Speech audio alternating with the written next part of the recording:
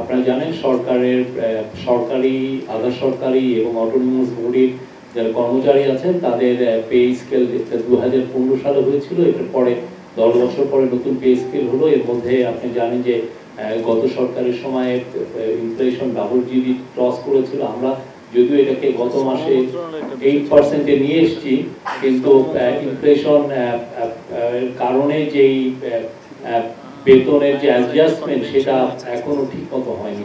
সেই জন্য গভর্নমেন্ট মনে করেছে যে একটা পে স্কেল হওয়া উচিত, এবং এই পে স্কেলটা নেতৃত্ব করবেন ডক্টর জাকির আহমেদ খান। উনি ফর্মার ফিনান্স সেক্রেটারি ছিলেন, আর এদের 6 মাস এনাদের কর্ম সময়।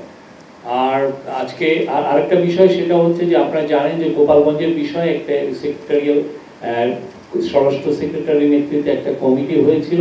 এখন যেটা হচ্ছে যে একটা কমিশন হচ্ছে, এই কমিশনকে ইনকোয়ারি কমিশন, এটা বিচার বিভাগীয় কমিশন হচ্ছে, এবং এটার নেতৃত্ব দিবেন সুপ্রিম কোর্টের ফর্মার জাস্টিস ডক্টর আবু তারিক। উনি এটাকে নেতৃত্ব দিবেন। এটা 6 সদস্য বিশিষ্ট কমিটি।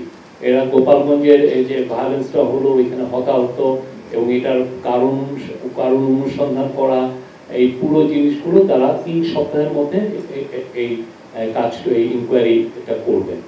Thank you. সানবিট সব দিবে সামাল। সানবিট ম্যাজিক প্রেস ডিশওয়াশিং এর মাথা ঘোরানো সলিউশন।